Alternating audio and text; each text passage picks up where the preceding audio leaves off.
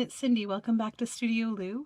Today is our final reading of Winter by Dallas Lore Sharp. This is chapter 13. I can't believe we're already there. And this is The Last Day of Winter. I hope you enjoy. Chapter 13, The Last Day of Winter. According to the almanac, March 21st is the last day of winter. The almanac is not always to be trusted, not for hay weather, or picnic weather, or sailing weather, but you can always trust it for March 21st weather.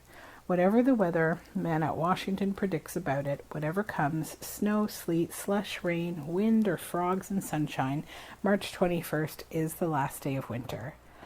The sun crosses the line that day. Spring crosses with him, and I cross over with the spring.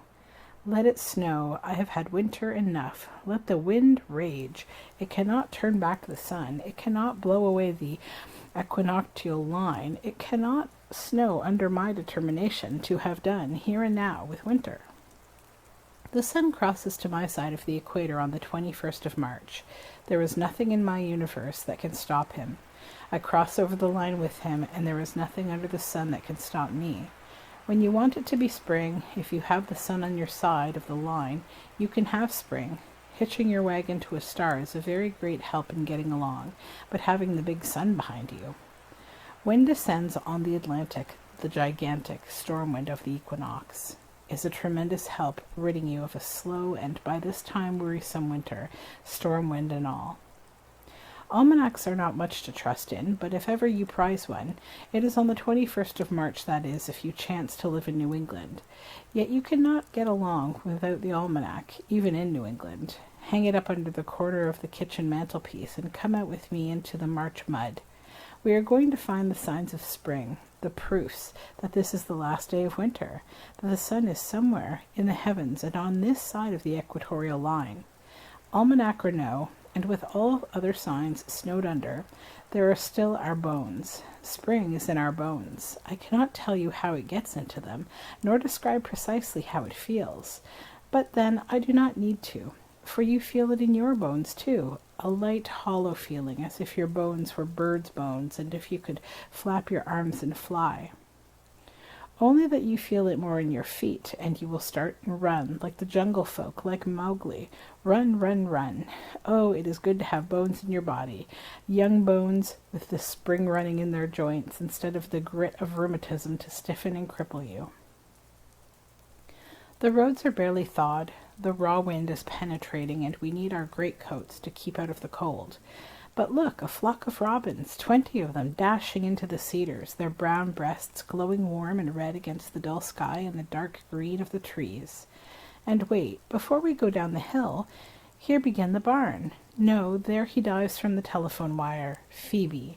He has just gotten back and is simply killing time now, and insects too, waiting for Mr. Phoebe to arrive and housekeeping to begin.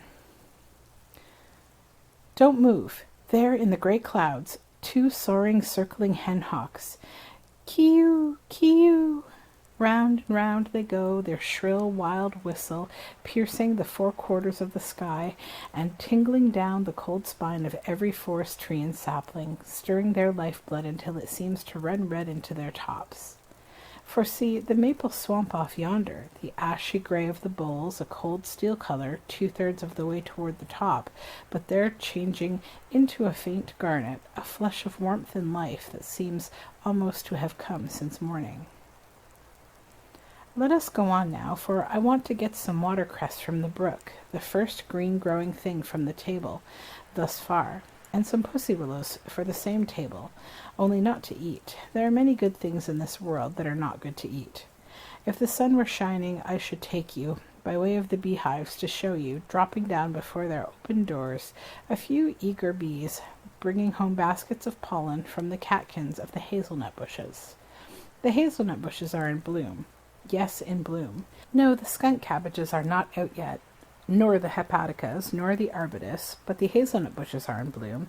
And see here, under the rye straw that covers the strawberry bed, a small spreading weed, green and cheerily starred with tiny white flowers. It is the 21st of March. The sun has crossed the line. The phoebes have returned, and here under the straw in the garden, the chickweed, starwort, first of the flowers, is in blossom. But come on, I am not going back yet. This is the last day of winter. Cold? Yes, it is cold, raw, wretched, gloomy, with snow still in the woods, with frost still in the ground, and not a frog or hyla anywhere to be heard.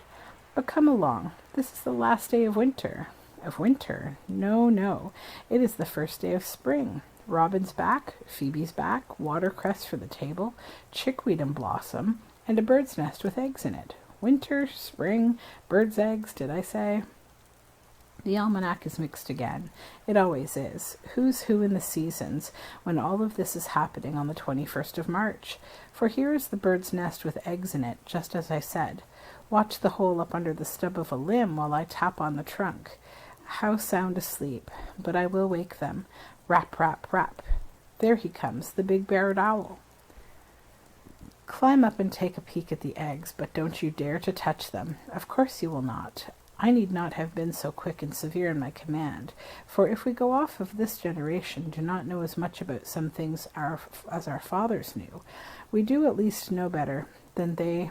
The owls are among our best friends, and are to be the most jealously protected. Climb up, I say, and take a peek at those round white eggs, and tell me, is it spring or winter? Is it the last day or the first day? Or the first and last in one? What a high mix-up is the weather, especially this New England sort. But look at that, a snowflake. Yes, it is beginning to snow, with the sun crossing the line. It is beginning to snow, and down the first flakes, like a bit of summer sky, drops a bluebird, calling softly, sweetly, with notes that melt warm as sunshine into our hearts. For lo, the winter is past, and rain is over and gone. But see how it snows? Yes, but see. The willows gleam with silver light, the maples crimson glow.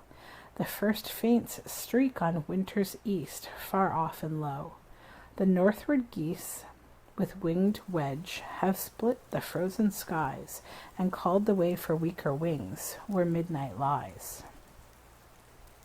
Today a warm wind wakes the marsh. I hear the hylas peep, and o'er the pebbly ford unbound the waters leap. The lambs bleat from the sheltered folds, low whispers spread the hills. The rustle of the spring's soft robes the forest fills. The night, ah me, fierce flies the storm across the dark dead wold.